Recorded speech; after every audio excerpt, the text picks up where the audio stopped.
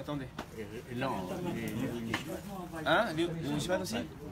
אני מקשר עצמי לכל הצדיקים והמתים שהודונו לכל הצדיקים והמתים שוכני עפר ופת רבנו הקדוש צדיק יסודו לנחל נובע מקום רבנו רבי נחמן נפגש יפנה נחמן ומזר אותו יגן לנו ישראל אמן.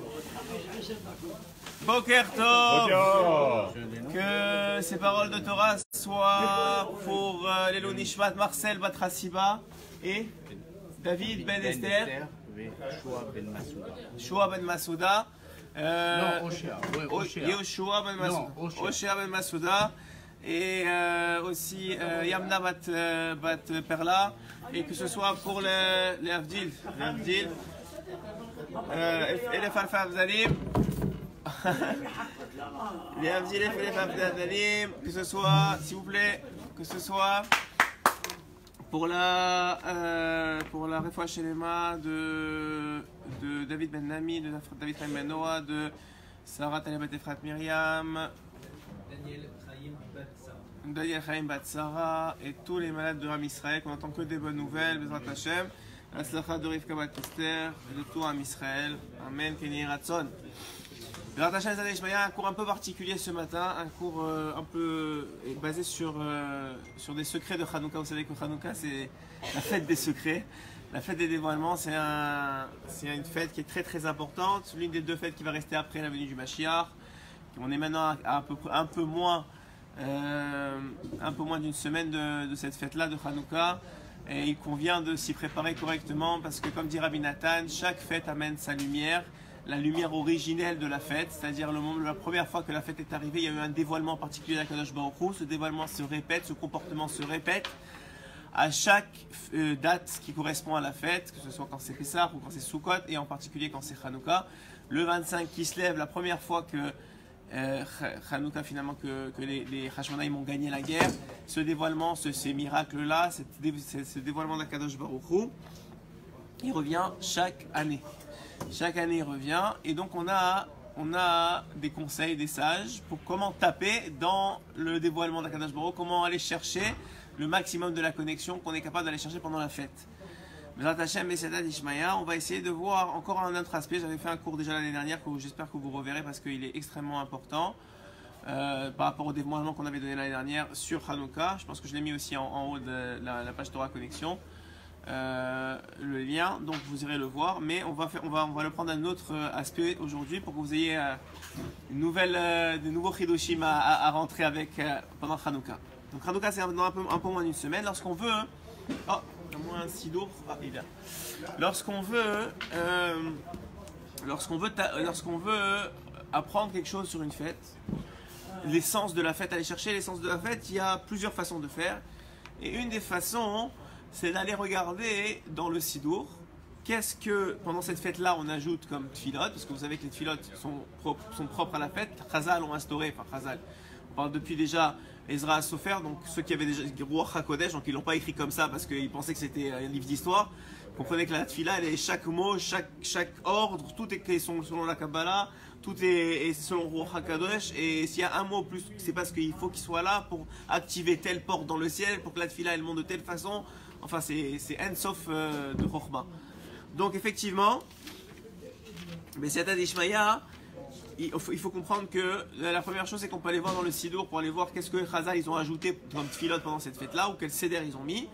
Et la deuxième chose, c'est la Torah. La Torah, on sort le Sefer Torah le jour des fêtes. Qu'est-ce qu'on lit comme dans la Torah par rapport à la fête? Donc, on remarque que dans Hanouka, il y a dans la tfila de Shmona Esrei, finalement, tout est normal, sauf une partie qu'on ajoute, en vérité, deux parties qu'on ajoute. Là, les quelques lettres, les quelques paroles de Alanissim, qui sont communes à Hanouka et Purim, vous voyez, et on va voir pourquoi. Et la partie de Bimei Matachia Ben Yochanan Kohen Gadol. Ouais. Donc, ça, c'est les deux parties dans la Tfila qui sont communes, excusez-moi, pas communes, mais qui sont propres à Hanouka. Quant à la Torah, hein, on fait le Hallel. On fait le Hallel, on ajoute le Hallel. C'est une bonne chose que vous dites. On ajoute le Hallel aussi dans la Tfila, dans chaque Tfila, dans tous les matins, et on fait le Hallel complet avec Bracha. C'est pour vous dire à quel point il y a un yann de remerciement. D'ailleurs, Rabbeinu rapporte dans l'écouté Moharan que Hanouka, c'est que du remerciement et de la Oda, que du remerciement et du Hallel. Ça veut dire de la contemplation et du remerciement et le fait de remercier notre groupe. Mais on va voir pourquoi. Pourquoi c'est tellement une fête qui bémet, pourquoi c'est tellement une fête Rabbi Asher qui est bémet une fête qui dévoile plus particulièrement ou qui réveille chez nous plus particulièrement cette envie de remercier. Pourquoi avant Hanouka on devrait avoir plus envie de remercier que les autres fois dans l'année? Ouais. Alors, pas seulement parce que les enfants ils reçoivent des cadeaux, ça pourrait, mais c'est pas seulement ça. Il semblerait que nous aussi on reçoit un cadeau à Hanouka, il faut juste être conscient qu'on le reçoit et quand est-ce qu'on le reçoit et comment on le reçoit. Donc c'est ce qu'on va développer aujourd'hui, Bezrat Hashem et Salah Ishmael. Donc dans la Torah, comme je vous ai dit, la tefila on a dit on ajoute un lanissim et on ajoute bimé matachah kohen gadol. Et dans la Torah, qu'est-ce qu'on rajoute? Qu'est-ce qu'on lit? Et ben dans la Torah, il n'y a pas de mention de Hanouka, parce que Hanouka c'est arrivé après Moshe Rabbeinu, bien après, 2000 ans après. C'est arrivé 2000 ans après Moshe Rabbeinu. C'est une fête qui commémore un événement historique finalement, puisque c'est la victoire des Hashmonaïm, comme vous le savez tous, donc des Kohanim à ce moment-là, de la tribu des Hashmonaïm, contre les Grecs qui étaient des milliers, ils étaient peu, et c'était un miracle extraordinaire militaire. Mais finalement, c'est pas le miracle militaire qu'on va mettre en avant, c'est le miracle de la fiole d'huile. Quand ils sont rentrés, qu'ils n'ont pas trouvé, finalement ils ont trouvé une fiole d'huile. On a expliqué c'était quoi cette huile-là l'année dernière, vous reverrez chez Our, mais c'est pas ce qu'on va aborder aujourd'hui. On va aborder quelque chose de complètement différent, que je pense que vous n'avez pas encore entendu jusqu'à maintenant. Il dit comme ça. Et donc ça c'est le principe donc qu'est-ce qu'on lit? Eh ben, on va vous répondre après qu'est-ce qu'on lit. Si vous vous rappelez de l'année dernière, vous allez rappeler qu'est-ce qu'on lit à la Torah, mais on va voir que une fois que j'aurai développé le sujet, on va développer qu'est-ce qu'on lit et pourquoi on lit cette partie-là tous les jours, puisque ça dure 8 jours, tous les jours, tous les matins de Hanouka. Donc le Rav Mansour il ramène deux questions sur la première partie qu'on a dit on va avoir deux choses, le Sidour et la Torah, puisque c'est deux éléments que Chazal ils ont instaurés, puisque c'est une fête rabbinique, que Chazal ils ont instaurés. Et ça n'en demeure pas, malgré que c'est une fête rabbinique, tout comme d'ailleurs Purim, c'était une fête qui va durer jusqu'à après du Mashiach, donc il y a une lumière particulière d'Hachem qui est éternelle, plus que dans les autres fêtes, donc on va voir laquelle. Et on va voir effectivement que d'abord la première question qu'on va poser, c'est que dans Bimé Matachai ou Ben Yochanan Kohen Gadol, il semble avoir des incompréhensions. Et comme je vous ai dit, on ne peut pas dire ça comme un texte de Wikipédia, qu'ils ont écrit ça, voilà, il est arrivé ça, Hanouka. C'est pas juste une histoire, il y a des secrets cachés dans la tefila. Donc dans la tefila, c'est écrit Baruch atah Adonai Eloheinu melech haolam shakol nהיה b'dvaro. Alors, qu'est-ce qu'il a dit? Non, il n'y a pas écrit ça. Alors, je vais vous lire, c'est un petit texte, donc on va le lire dans une semaine, vous vous en rappelez, vous l'avez déjà plusieurs milliers de fois, puisque chaque année on le relit. Bimé Matachah ben Yochanan Kohen Gadol, dans le temps de Matachah ben Yochanan Kohen Gadol, Hashmonai Ovanav, les Hashmonaïm et donc ses enfants, et chez Amda Malchut Yavan Al-Shara, lorsque s'est levée la royauté de la Grèce, ouais, Amecha Israël, sur ton peuple, les Shurecham Torah Teret. Pourquoi ils se sont levés? Pour leur faire oublier la Torah. Ou la Aviram Mechukeret Sonar, et les éloigner de tes lois. Veata Beracham Echaramim, et toi, il parle donc à Hachem, et on parle à Hachem, et toi, avec ta grande bonté, Amad Talahem Be'et Saratam, tu t'es levé, tu es resté fort au moment de leur détresse. Rafta et Rivam, tu as Danta et Dinam, tu as combattu leur combat, tu as fait leur jugement. Nakamta et Nikmata, Masarta Giburim et Atralashim, tu as donné dans les mains des faibles les forts. Tu as des Rabbim Beyad Meotim, dans les mains de ceux qui étaient peu, ceux qui étaient nombreux. Bon, Ushaim Beyad Tzadikim, et dans les mains des Tzadikim, les Rechaim, Utmim Beyad Teorim, et dans les mains des purs, les impurs, Vezedim Beyad Rosketoratecha, etc. Les Rasa Asita. Alors voilà où se pose la première question. Les Rasa Asita Shem Gadol Vekadosh Veolamar. Pour toi, tu as fait un grand nom dans le monde. Ou la Mecha Israël Asita Teshoa Gedola au Furkan. Et pour Am Israël, tu as fait, et pour Am Israël, la Mecha Israël Asita Teshoa Gedola. Et pour Am Israël, tu as fait une grande, tu as fait une grande délivrance. Tu as donné une grande délivrance à ton peuple. Donc pose ici le Rav Mansour une question. Il dit comme ça. Et je comprends pas. Ou la Mecha Israël Asita Teshoa Gedola. Normalement, ça aurait dû être écrit avant Lecha Asita Hashem Gadol Vekadosh. Comment Hashem il fait pour faire qu'il y ait un grand nom? Il sauve son peuple, et quand tout le monde a su qu'on a été sauvé, et ben là, ça fait un grand nom Hachem. Qu'est-ce qu'il a entendu Yitro? Il a entendu que le peuple d'Israël, il a eu des miracles, il est sorti d'Égypte, la mer s'est ouverte. pour le peuple d'Israël. Ah, allez, tout le monde a entendu, même Yitro il a entendu, Vaishma Yitro il est venu. Donc normalement dans le texte, parce qu'on ne sait pas un texte d'histoire encore une fois, dans le texte, ça devrait être écrit d'abord tu as fait un miracle pour ton peuple et ensuite tu as fait grandir ton nom. Mais c'est pas ça qui est écrit. C'est écrit d'abord tu as fait grandir ton nom dans le monde et après tu as fait un miracle. On pose des questions, gardez les questions en tête, vous allez voir qu'on va y répondre de toute façon. Non, ça va, on va y répondre. Vous allez voir, quand je répondrai à la question, je donnerai la réponse. Alors ensuite de ça, deuxième question, c'est écrit là-bas, Olamecha Israël Asita Teshua Gedola, ou Furkan Kehayom Hazé. Quand tu as fait, tu as sauvé, donc tu as fait une délivrance à ton peuple, Kehayom, comme dans ce jour. Tu ne devrais pas dire comme dans ce jour, tu devrais dire Behayom Hazé, dans ce jour. On parle du 25. Kehayom Hazé. Pourquoi tu dis Kehayom, comme ce jour? Si tu dis tu m'as sauvé ce jour-là. Tu m'as pas sauvé comme ce jour-là. D'où ça vient comme ce jour-là? Ça c'est la deuxième question. Troisième question. Dans la halakha, c'est rapporté que la mitzvah, c'est quoi? C'est la dlaka. C'est la mitzvah de Purim. La mitzvah de Purim, on fait le halel, vous avez raison, avec bracha. Chanukah. C'est lié ensemble. La mitzvah de Chanukah, c'est quoi? C'est de la dlaka, c'est d'allumer. Celui qui veut allumer et partir manger des sauve-gagnottes après, manger des beignets, il fait ce qu'il veut. Bon, il va rater beaucoup de. Si vous allez écouter le cours jusqu'à la fin, vous allez voir qu'il va rater beaucoup. Mais on va dire que la mitzvah vraiment qui s'est acquittée, c'est qu'il y a de la dlik, idéalement avec cet akochavim, au sorti des étoiles. C'est même plus que l'idéal, c'est vraiment. À tel point que la halakha, elle dit que s'il y a un homme, maintenant il travaille tard, et sa femme elle est à la maison au moment de la sortie des étoiles, on aurait dit bon, attends que tout le monde soit rentré, que tout le monde soit ensemble et on fait ensemble avec les enfants. Et bien la halakha, elle dit il est préférable si la femme. Bon, la halakha, elle dit pas ça, mais attends, premièrement. La halakha, elle dit, on va pas tout mélanger, la halakha, elle dit qu'il est préférable que la femme, elle allume toute seule à la maison, même sans les enfants, même sans le mari, à Zman Seta Kochavim, préférablement qu'elle attende son mari qui rentre pour le faire tous ensemble. Maintenant, il y a Chachamim, les de la dernière génération, qui connaissent le matzav de notre génération, ils ont dit si maintenant la femme elle va te faire la tête, ou elle est pas contente, ou elle est pas bien, ou ça fait des problèmes de shalom bayit, alors tu vas pas faire ça, et tu vas faire tous ensemble, malgré que tu vas rater le zman de la dlaka. Pourquoi? Ils apprennent ça d'un remez dans la Torah. On sait que lorsqu'on a de l'huile pour une cas, on va allumer d'abord, si c'est un pauvre, il a pas de quoi, il a seulement pour Shabbat, il a la quantité minimum pour Shabbat, il allumera pour Shabbat et pour Hanouka. Et pourquoi on allume normalement pour Shabbat? C'est quoi la raison qui a été instaurée, que Chazal les ont instauré pour les sages? C'est pour Shalom Bayit. Donc de là on apprend que Shalom Bayit il arrive avant l'allumage de Hanouka. Donc si la femme, tu sais qu'elle va pas être bien parce qu'elle veut que vous soyez tous ensemble, alors tu attendras le moment. Mais idéalement, Alpi Halakha, Alpi Din, les Chazal ils ont dévoilé que c'est plus important d'allumer en son temps que d'allumer tous en famille. C'est quand même incroyable, oui. Si la femme elle allume et que le mari il vient 2 heures après, il rallume lui. Alors il est bon. C'est pas, il a pas, normalement il s'est fait acquitter complètement par la femme. Maintenant c'est toujours bon parce que sinon qu'est-ce qu'il va sentir de la fête? Il va rien sentir, il va manger les beignets froids qui restent dans la cuisine. Qu'est-ce qu'il va faire? Donc il peut sans bracha remettre de l'huile, allumer, s'asseoir devant, sentir un peu la fête. Il ne pouvait pas être là à 5 heures pour x ou y raison et il travaillait et donc il sent un peu la fête. Il peut faire comme ça ou bien il peut faire ça et à ce moment-là, il peut le faire tous en famille. Donc il peut dire à sa femme, tu le fais toute seule, Bezmano, avec la bracha, tout ce qu'il faut, tu m'acquittes. Et quand on revient, on rallume en famille. C'est une bonne solution. Hein? Sans bracha. Maintenant,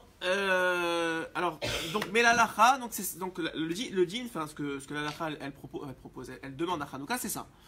De manger, contrairement à beaucoup d'autres fêtes, et en particulier quand on parlait de Purim à Purim. Purim, si vous ne mangez pas, vous êtes ouvert une mitzvah c'est des rabanan.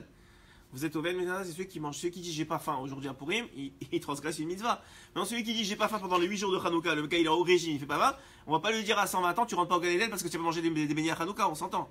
Ouais, c'est pas un des critères pour rentrer au Gan Eden. Pourquoi? Hein? C'est pas une mitzvah alors les souvenirs. Alors on va voir pourquoi. Alors on va voir. Non, c'est trop bras. À partir de 3, c'est trop bras. En dessous, alors écoutez bien. Jusqu'à maintenant, moi aussi, en vérité, je m'ézalzélais un peu la mitzvah de manger pendant Hanouka. Jusqu'à j'ai étudié ce shiur, que je l'ai préparé, je m'ézalzélais un peu. Mais il y a un Rama. Le Rama, vous savez, c'est le décisionnaire Ashkenaz qui a écrit le Shulchan Aruch en même temps que Rabbi Yosef Karo. Mais dans le ciel, ça a été décidé que c'est Rabbi Yosef Karo qui allait dévoiler le Shulchan Aruch. Le Rama, en petit, il a ajouté des commentaires pour les Ashkenazim. C'est Rabbi Moshe Isserles. Lui, il dit comme ça que c'est une très bonne chose d'avoir des Seouda en l'honneur de Hanouka pendant Hanouka. Et il dit pourquoi? Selon vous, pourquoi? Pour quel miracle il faut faire des Seouda pendant Hanouka? Se réjouir, oui, bon, c'est vrai. Tu peux dire, mais c'est pas. Ouais, d'accord, mais sans plus. Il y a une mitzvah particulière, quelque chose qu'il faut commémorer à Hanouka. Hein? Pour Non. pouvoir faire Birkat. Tu peux faire Birkat quand tu veux. Hodaya, tu n'as pas besoin de. Normalement, pendant Hanouka Davka, puisque c'est tellement une. Juste je réponds à ça. Puisque c'est tellement une fête spirituelle, Hanouka. Pourquoi pour lui on a une mitzvah de manger? Parce que Haman il a voulu nous tuer nos corps. Donc on se réjouit avec nos corps. Mais Hanouka, la réjouissance, la Hodaya et tout ça, ça ne vient pas du corps. Ça vient qu'ils ont voulu tuer nos âmes. Et on a sauvé nos âmes. Avec nos âmes, on a la mitzvah de faire le Hallel et d'allumer. Maintenant, Igal, je t'ai coupé, dis-moi. Non, je pensais par rapport au Khalaf, tu vois que le Yehudi qui a fait manger. Donc il y a aussi il y a un Inyan de Ma'aleh Chalav, oui. Il y a un Inyan de Ma'aleh Chalav que la mitzvah de Hanouka, elle arrivait déjà après l'histoire de Yehudit. Ceux qui ne connaissent pas l'histoire de Yehudit, vous le lirez. C'est Yehudit, une femme, encore dans le peuple d'Israël, qui a sauvé le peuple d'Israël en tuant un roi, etc. Mais on lance pas des avions dans la synagogue. Mais je dirais pas votre nom. Alors, donc écoutez bien, le Rama, il dit pourquoi est-ce que c'est une très très bonne chose de faire des Seudot pendant Hanouka, pour commémorer, pour célébrer Hanouka Tamizbeach. C'est quoi Hanouka Tamizbeach? C'est qu'au moment de l'inauguration du temple, du Mizbeach, c'est qu'au moment où ils ont eu comment on appelle ça, la victoire militaire, ils sont arrivés le 25 Kislev, c'est donc le 25 Kislev, ils sont arrivés dans le temple, ils ont cherché l'huile, mais il n'y avait pas que l'huile le problème. Tout le temple, il avait été complètement impurifié, jusqu'à tel point que l'histoire rapporte que les Grecs, ils avaient mis sur le Mizbeach un porc pour l'impurifier. Ils avaient mis un porc, ils l'avaient tranché avec le sang, tout ce que tu veux, pour impurifier complètement tout le Mizbeach. Pourquoi? Pourquoi c'était quoi tout ça? C'était quoi le but? C'est pour faire oublier au peuple d'Israël de la Torah, mais surtout Hachem. C'est ça qu'ils voulaient faire. Ils voulaient déconnecter le peuple d'Israël d'Hachem. Donc comme le temple, c'est quoi? C'est l'endroit de connexion. Ils ont voulu complètement rendre tamé. Donc le travail, un des travaux des Hashmonaïm en arrivant sur les lieux du crime, c'était effectivement de tout repurifier, les ustensiles, tout. Il n'y a pas la Hanoukia, tout le Vêt Rabbeinu. Pas seulement l'huile. L'huile, on l'a pris parce qu'il y a un miracle particulier. Vous verrez le shiur de l'année dernière, vous allez comprendre c'est quoi le miracle de l'huile. Mais à part ça, il y avait tout le temple à purifier, et en particulier le Mizbeach. Donc il y a eu Hanouka à Mizbeach. Et pourquoi c'est bon? Et maintenant, je vous demande une autre question que le Rama ne répond pas, mais ça fait du sens. Pourquoi Dafka, faire une Seouda, c'est une façon de célébrer Hanouka à Mizbeach? Hein? Non, pas peut-être, mais pas pour ça particulièrement. Simplement parce que c'était quoi? Spirituellement, la table d'Akadosh Baruch Hu, dans le temple, c'est le Mizbeach. Et aujourd'hui, la Gemara, elle dit, elle est où la table d'Hachem? C'est de la table du juif, quand il fait Shabbat, quand il dit livrer Torah, quand il mange comme il faut. C'est ça le Mizbeach d'Akadosh Baruch Hu.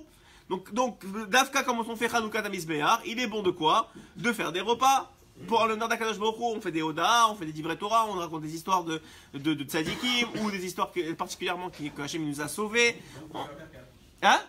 Oui, on fait Birkat, bien sûr qu'on fait Birkat, on dit merci. Tu as raison, mais c'est pas pour ça, il dit le frère. Oui, mais dans ce cas, tu peux pas faire le Mizbeach si c'est juste pour manger. Oui, pas sûr parce que le oui, des Birkat. Oui. C'est plus le même. Ouais, tu peux manger à table des maisonnades, tu n'es pas obligé de manger du pain, mais. Non, pourquoi? C'était quoi la table d'Hachem? On amenait de la viande, c'était les corbanotes, les offrandes, on faisait des offrandes de vin, donc il y avait du vin, il y avait de la viande, spirituellement, enfin c'est pas spirituellement, on faisait vraiment, mais c'était la nourriture spirituelle d'Hachem. Et la troisième chose, qu'est-ce qu'il y avait d'autre? L'arissa? Le change tunisien? Non, il n'y avait pas. Il y avait de la farine, on faisait une offrande de farine, mitra c'est une offrande de farine. Donc ça... C'était le Mizbeach d'Hachem, donc en commémoration de la Hanouka à Mizbeach. Très bien, on fait ça. Et d'ailleurs, même dans la chanson de Hanouka, Qu'est-ce qu'on chante? Le premier verset. Azeg morbe shir mizbor Chanoukat hamizbeach. Donc même les sages qui ont instauré la chanson, ils savaient que c'était quelque chose de très important, Chanoukat hamizbeach. C'était quelque chose qu'on commémorait de façon très importante. Maintenant, la question qu'on va poser maintenant, c'est la question du Levouche. Enfin, le Levouche, qui est un commentateur qui a écrit un livre de l'Acha, le Levouche, il reprend l'enseignement du Rama, mais il ajoute quelque chose. Et on va voir que ça va tout régler toutes nos questions.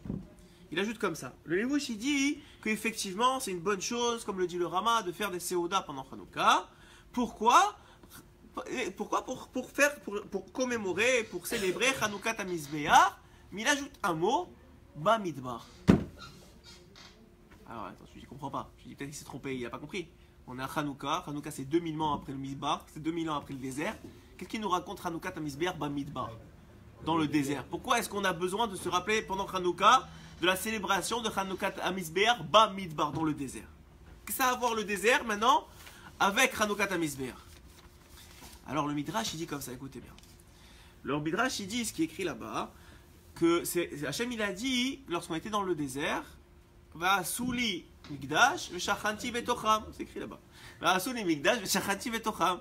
Faites-moi un endroit qui est kadosh pour que je puisse résider parmi vous. Quand il a dit ça à Moshe il a dit, Hachem il a demandé de faire un migdash pour lui. Que tout le monde quoi? Ils ont pris leur argent, leur or, tout le monde a amené, ils avaient plus qu'ils avaient besoin. Et pas seulement ça, et à partir du moment où ils s'y ont mis tout de suite, et normalement le Mishkan aurait dû prendre 3 ans et fait tellement c'était technique et un truc, ça fait combien? 3 mois. Ils ont commencé à Kippour, enfin le lendemain de Kippour, ils ont fini quand? À Hanouka, le 25 qui se lève. Le 25 qui se lève, ils ont fini de construire le Mishkan dans le désert 2000 ans avant Hanouka. Maintenant, on ne parle pas encore de Hanouka. Ok? Alors, retenez bien ça. Mais, qu'est-ce qui se passe? Tout le monde arrive, tout le monde est content, tout le monde s'est bien habillé, on va recevoir Hachem. Vous imaginez? La dernière fois qu'ils ont reçu Hachem, c'était à la Sinaï. Maintenant, ils vont recevoir Hachem chez eux. C'est eux dans leur temps, dans leur camp. Qu'est-ce qu'il a dit Hachem? Pourquoi je veux faire? C'est-à-dire quoi Shachanti Betocham? La Shrina, elle va être là. C'est quoi la Shrina? C'est la présence divine. La présence divine, elle va descendre dans le Mishkan. C'est un chidouche extraordinaire, il n'y a pas eu ça jusqu'à maintenant. Comment ils étaient excités les bénis Israël? Ils arrivent chez Moshe, alors ça y est, on ouvre. Le 25, on s'est pressé, on arrive. Et Hachem, il dit à Moshe quoi? Non. Tu ranges tout, tu les mets dans les rangements, et je te dirai quand est-ce qu'on ouvre le Mishkan. Tout le monde arrive, ils sont tous déçus. Quoi, vraiment? On a fait tout ça, on s'est pressé, on a donné notre argent, on veut qu'Hachem soit avec nous, et Hachem il nous a dit non. Peut-être qu'il n'est pas bien avec nous, peut-être qu'il y a quelque chose qui ne va pas. Non, ils n'ont rien dit, ils ont dit bon. Quand est-ce que Hachem va dire à Moshe, c'est le temps d'inaugurer le Mishkan? Le 1er Nissan. Donc 3 mois plus tard, le Rosh Chodesh Nissan. Et Rosh Chodesh Nissan, on va avoir l'inauguration, et chaque chef de tribu va venir avec des offrandes et des cadeaux pour Hachem. Il va avoir une fête de 12 jours. Quelque chose d'extraordinaire, vraiment incroyable. Très bien. Et d'ailleurs, au moment où ils ont fini le Mishkan, c'est écrit dans Shir HaShirim qu'est-ce qu'ils ont dit les bénis Israël? Yavo Dodi l'Erani, Ve'ochal Miperi Megadav. Que le Dodi, mon bien-aimé, vienne dans son jardin et qu'il mange des fruits, des bons fruits qu'on leur a présentés. On a fait un Mishkan pour toi maintenant, on a fait un Mizbeach pour toi. Et Hachem, il a dit non, pas maintenant. Et quand il est venu, il a dit Bati l'Erani Achotikala. Je suis venu maintenant, ma soeur bien-aimée. Ça veut dire, je suis venu maintenant descendre pour vous. Maintenant, ça c'est la situation. Maintenant, pourquoi est-ce que Hachem il a fait ça? Nous on était tellement heureux, on voulait tellement que Hachem soit avec nous. Hachem il nous dit non, attendez, on savait même pas combien de temps. 3 mois plus tard, on a attendu. Alors le Midrash il rapporte comme ça. Le Midrash il rapporte qu'à ce moment-là, quand Hachem il a dit attendez, et que 3 mois plus tard, il a donné l'inauguration au 1er Nissan, il y a eu un kitroug dans le ciel. Pas un kitroug, mais une demande. Le mois de Kislev, il est venu, je sais pas comment un mois il vient devant Hachem, mais il est venu devant Akadosh Baruch Hu. J'imagine l'ange du mois de Kislev, il est venu devant Akadosh Baruch Hu, et il a dit, j'ai une requête. Il dit, oui, qu'est-ce qu'il y a? Il lui a dit, maintenant, ils avaient fini le 25 Kislev. Ils auraient pu fêter l'inauguration le 25 Kislev. Et au lieu de ça, tu l'as mis le premier Nissan. Ça veut dire que tu m'as enlevé une fête. Tu m'as enlevé la fête de l'inauguration. Pourquoi tu m'as fait ça? Nissan, il a pas assez? Tu les as déjà sortis d'Égypte dans Nissan. Tu n'as pas fini avec lui? Encore tu lui es dans l'inauguration? Pourquoi moi? Moi aussi je veux. Alors Hachem dit, ne t'inquiète pas, tout est prévu. Tu auras encore plus que l'inauguration. Qu'est-ce qui se passe? 2000 ans plus tard, il y a les Grecs qui se lèvent contre Israël. Et Hachem, Baruch Hachem, il a trouvé des tzadikim, Gborim, Gedolim, en particulier un qui est le Kohen Gadol. Ouais, alors le Kohen Gadol, le tzadik Haemet de chaque génération, qui s'est levé avec ses élèves. Et il est venu, ils ont combattu Mi Hachem Elai, qui est avec moi. Et eux, ils n'ont pas fait exprès. Maintenant, ils ont combattu. Là, on gagne. Mais quand est-ce qu'ils ont gagné? Le 25 qui se lève. Donc 2000 ans avant, Hachem, il savait qu'il allait y avoir les Grecs. Et que les Grecs, ils allaient se lever. Et que maintenant, il fallait un mérite particulier. Et que ce mérite, il devait magen sur Israël. Il devait protéger Israël. Et que ce mérite-là, il allait faire en sorte que Béhémet, ils allaient gagner. Et quand est-ce qu'ils allaient gagner? Le jour où ce mérite, il s'est dévoilé. Quel est le mérite qui a protégé, qui a créé le fait d'être Hanouka vraiment? C'est quoi, quel mérite? Le mérite des béné Israël dans le désert qui voulaient tellement que Hachem y réside avec eux.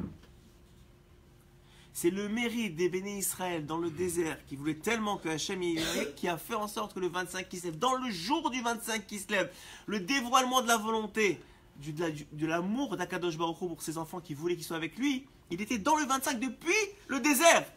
Donc quand est-ce qu'il s'est dévoilé encore?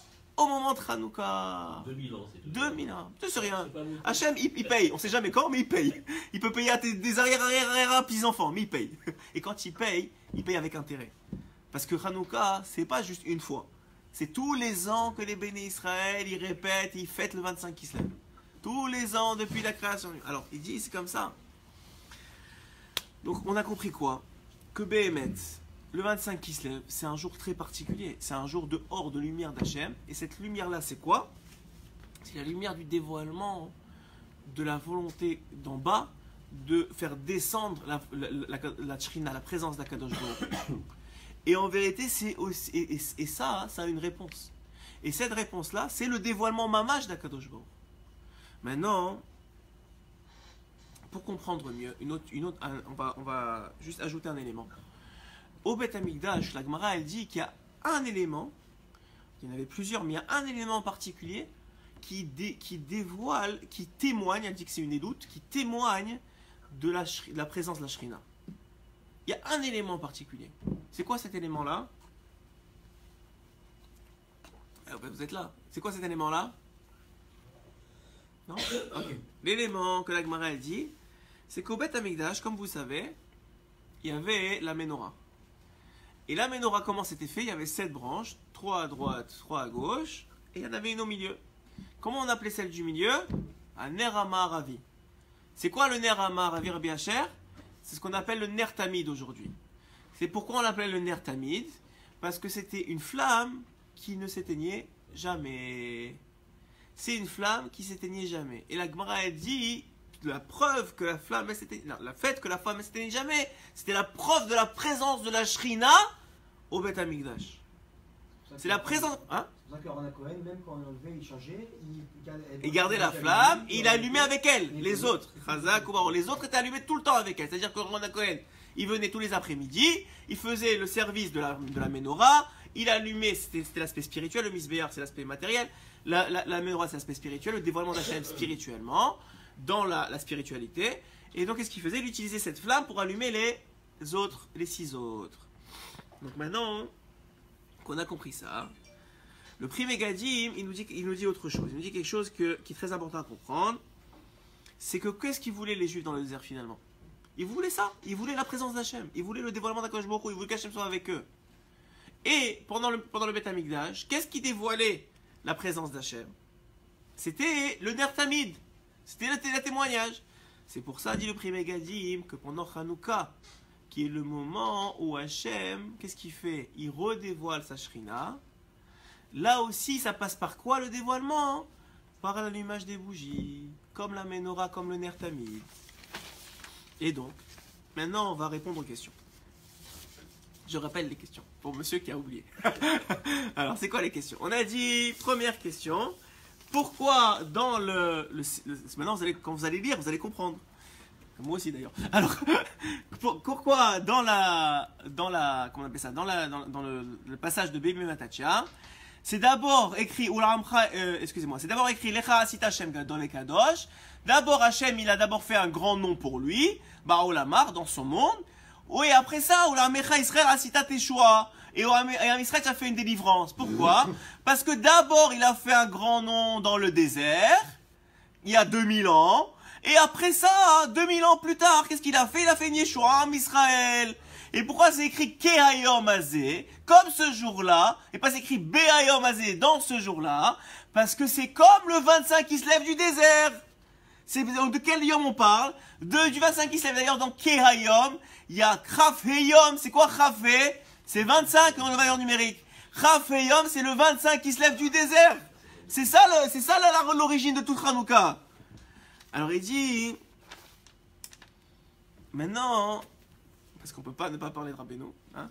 Donc, maintenant qu'on a pris tout le prix Begadim et tous les... Maintenant on va parler de Rabbeinu. Donc le Rabbi Nathan, il dit, c'est pour ça que Rabbi Nathan, il dit, dans Ilchot Hanouka Gimel, l'écoutez à la chot, il dit, qu'est-ce que c'est Hanouka? Qu'est-ce qu'on fait à Hanouka? Hanouka, il y a une mitzvah d'allumer.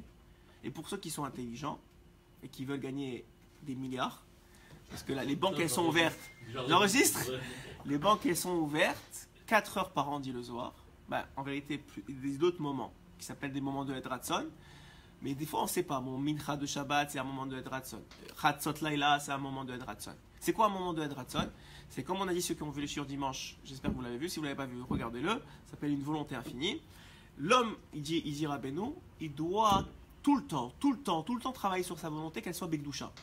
Qui veuille être proche d'Hachem, qui veuille voir Hachem, qui veuille la présence d'Hachem, tout le temps. Mais sa volonté, elle se concrétise seulement en certains instants.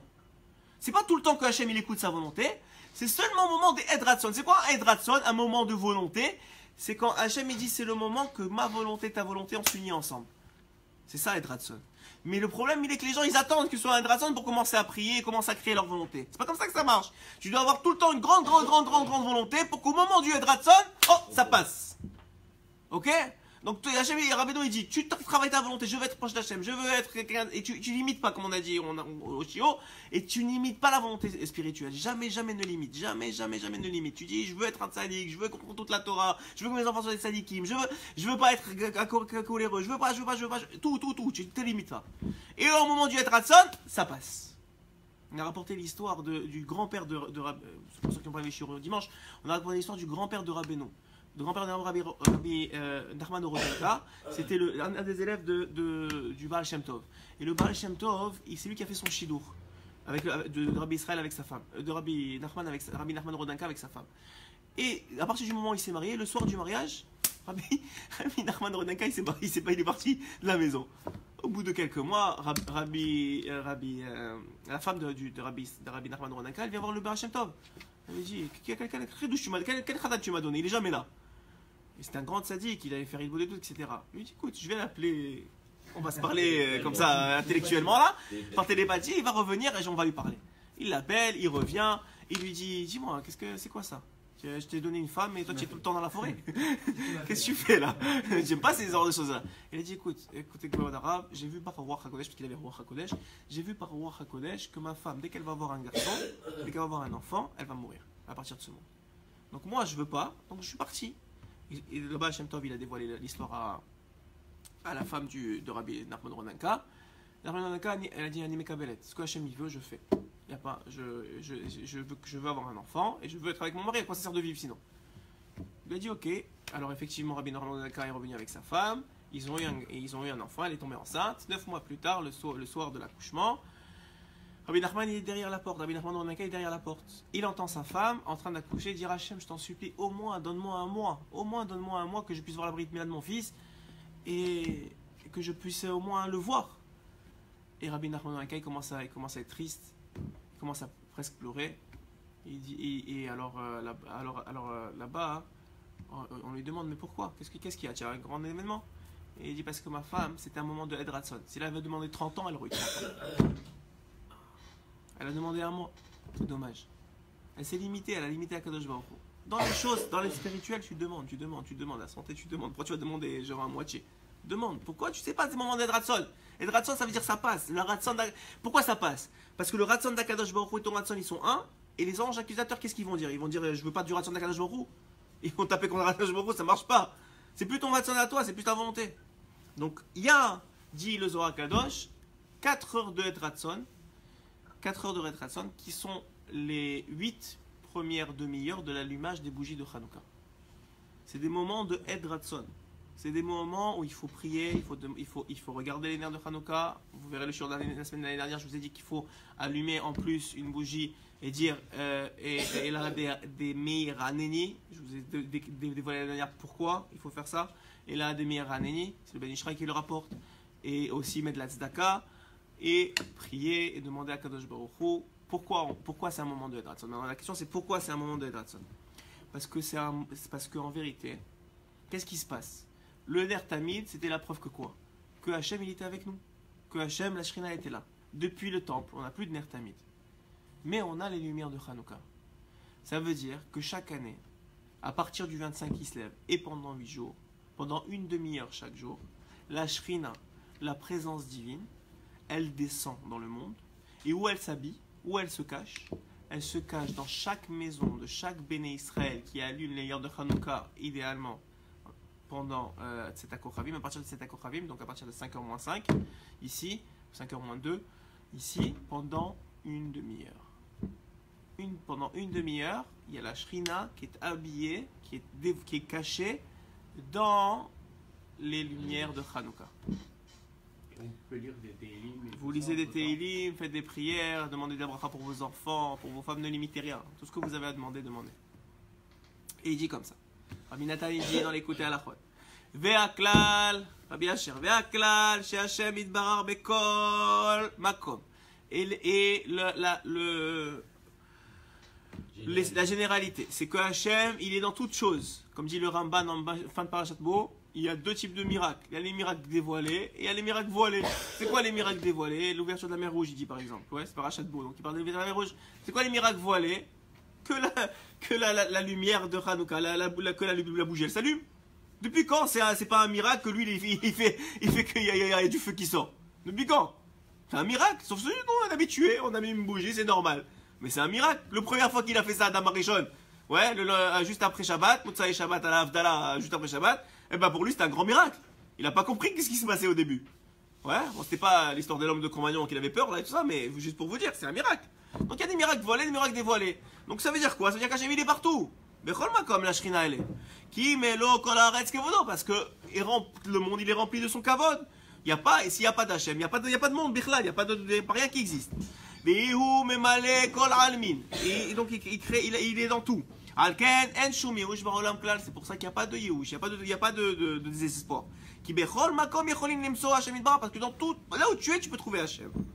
Et la Torah, tu peux la trouver, parce que Hachem, c'est la Torah, c'est une chose.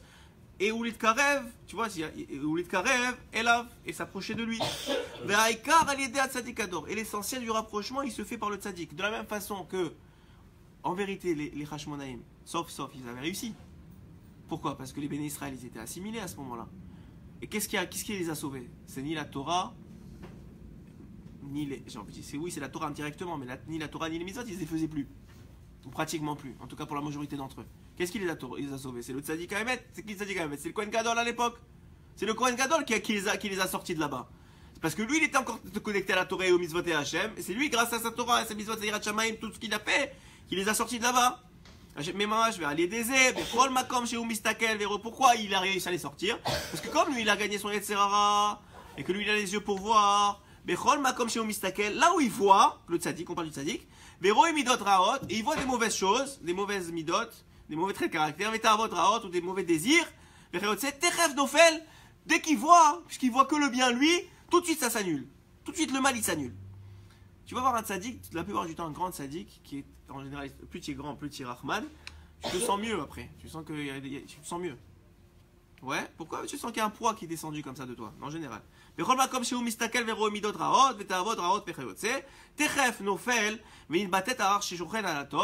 de suite tombe le mal qui qui emprisonne le bien, qui a rara chofé à la tov, nidbalbel venofel les gabé à tzadik haemet, shikafa et titzro hara, puisque grâce au tzadik haemet, qui lui a gagné son yetzer hara, qui est shiemetov et yemera, parce que dans la vie, il y a des bonnes et des mauvaises choses, il y a des bons jours, il y a des mauvais jours.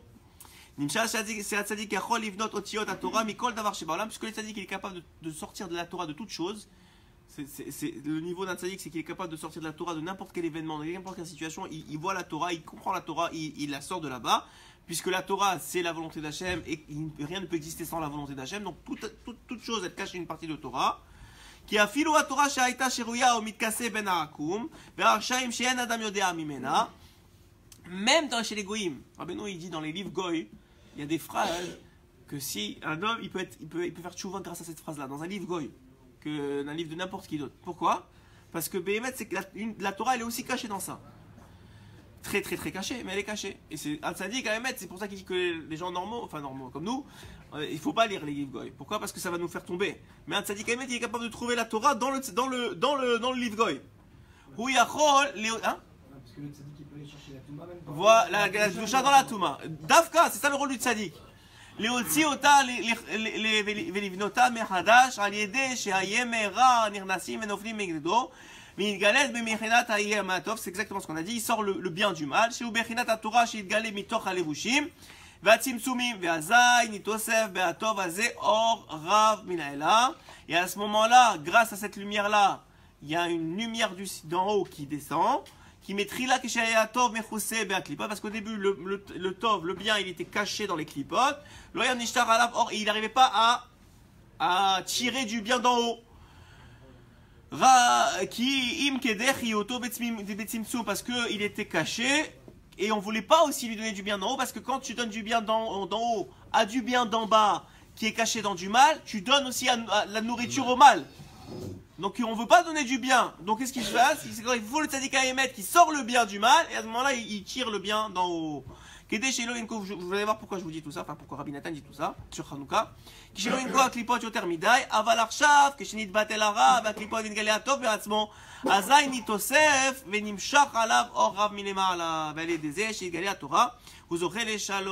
grâce à ça qu'il va réussir à avoir de la Torah, à dévoiler la Torah, dévoiler le bien, il va mériter la paix. Parce que pourquoi?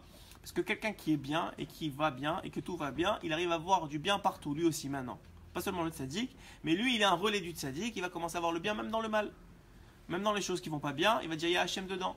Même quand on est dans Béastara, comme dans Hanouka, que c'était le si Astara à l'époque, c'était le top du rocher, de l'obscurité, comme c'est rapporté dans le Zohar que les Yavan c'est le rocher, c'est l'obscurité spirituelle. Même dans l'obscurité spirituelle, il va être capable de voir Hachem.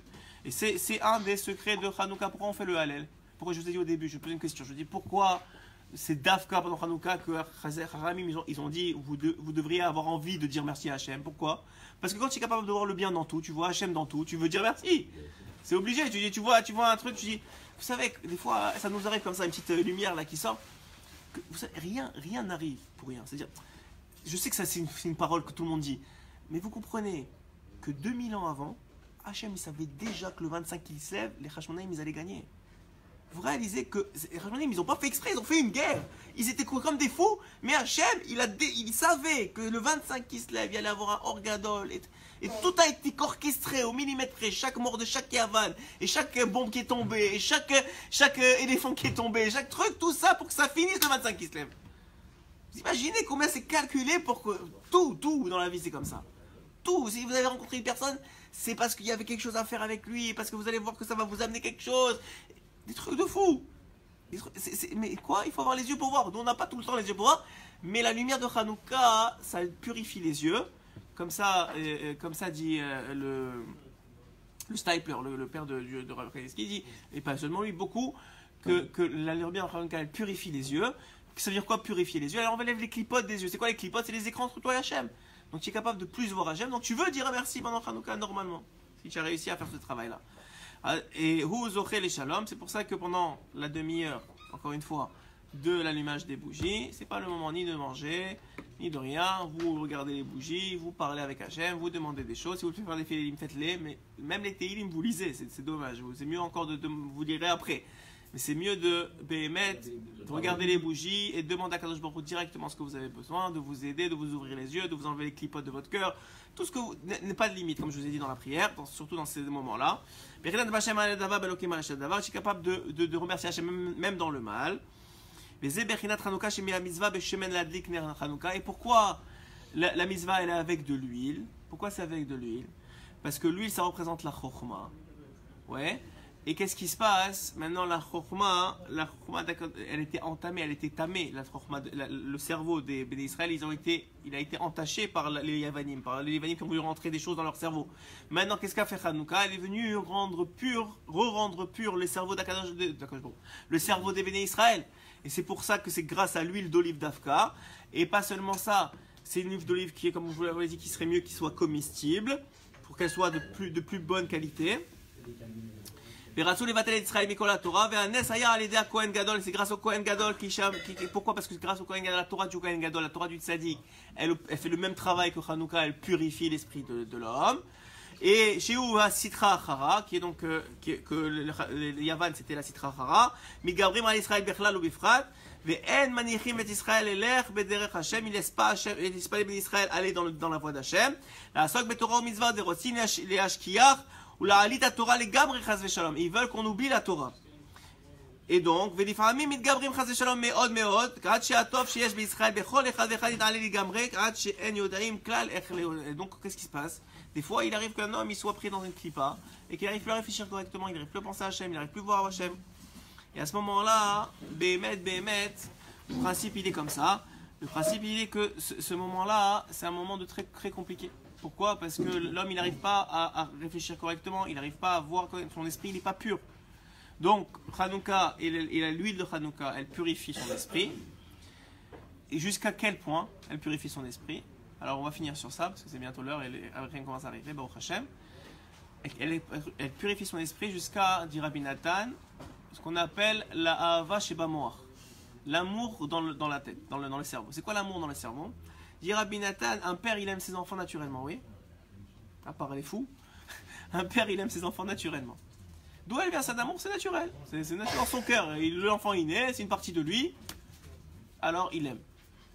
Maintenant il aime. Maintenant, il dit, Rabbi Nathan, que cet amour-là, il vient en vérité d'un amour qui était présent, que le père n'était même pas conscient, mais qui était présent dans son cerveau avant même le moment de la création, puisqu'on sait les petits pas de Kéri, ils viennent du cerveau. Donc l'amour, il était déjà présent dans son cerveau, sauf qu'il n'était pas au courant. Mais Béhémet, il était là. Dire Rabbeinu, c'est la même chose pour Hachem. Lorsque Hachem, en vérité, l'amour qu'on voit dans la vie, qu'il nous procure, c'est comparable à l'amour d'un père lorsque son fils il vit. Ça veut dire des fois il est content avec lui, des fois il n'est pas content, des fois il est obligé d'éduquer. La vie fait en sorte qu'il y a des débats entre toi et ton fils. C'est quoi j'ai dit toi? Des hauts débats, oui. Des hauts débats. J'ai entendu des débats moi. Il y a des débats entre toi et ton fils. Il y a des débats. Des fois tu arrives, des fois tu arrives moins, des fois tu le claques un peu, des fois pas claques, mais tu lui dis ça suffit. Et des fois tu le prends dans les bras. Et c'est comme ça, c'est la vie de tous les jours. Mais avant la création du fils dans ce monde-ci, l'amour qu'il y a, il n'y a pas de condition, parce qu'il n'y a rien à conditionner. Il est inconditionnel. Il dit, Rabbi Nathan, que c'est ça le cerveau pur. C'est qu'un homme, il arrive à voir intellectuellement et à sentir, et à relier son cœur avec cet intellect-là, que Hachem, il aime de façon inconditionnelle. Il n'y a pas de condition. C'était déjà 2000 ans avant. Quel que soit ce qu'ils allaient faire, 2000 ans avant, c'était décidé qu'ils allaient se sauver. Il n'y a pas de condition dans ça. Et Hanouka, la lumière de Hanouka, c'est aussi ça transmet ça. Hachem, quelle que soit votre maison, allumez la bougie, je descends. Normalement, il faut qu'il n'y ait pas de cris, il n'y ait pas d'histoire, il n'y ait pas de truc. Allumez la bougie, je descends dans la bougie, je me cache dans la bougie. Bon, vous faites ce que vous voulez autour, mais moi je me cache dans la bougie. Dans la lumière, la gloucha de la bougie, je me cache. Et je suis là avec vous. Même pas dans le temple, mais que c'était commun à tout le monde, dans chaque maison. Je suis là, je descends parce que je vous aime et je veux être avec vous. Et bien, c'est ça ma volonté. Et pourquoi je vous ai retardé 3 mois? Seulement pour utiliser votre volonté, encore une fois. Pour utiliser votre volonté, que vous voulez être avec moi, pour que je sois avec vous jusqu'à la fin des temps, où l'obscurité sera encore plus grande que Yavan, parce que Yavan, bien qu'on l'ait gagné, l'obscurité de Yavan, elle est toujours là. Et encore plus peut-être l'assimilation spirituelle, elle est là. Et Dafka, pendant Hanouka, c'est le moment de révélation de la Shrina. Et c'est pour ça qu'on fait le Hallel, c'est pour ça qu'on va faire des divrei Torah, c'est pour ça qu'on va jouer avec nos enfants. Pourquoi on va donner des cadeaux? Une des plus principales raisons pourquoi on donne des cadeaux à nos enfants, parce que nous-mêmes on reçoit un grand cadeau à Hanouka. La présence d'Hachem, c'est l'un des plus grands cadeaux. Alors nous aussi on transmet, on fait des cadeaux aux autres.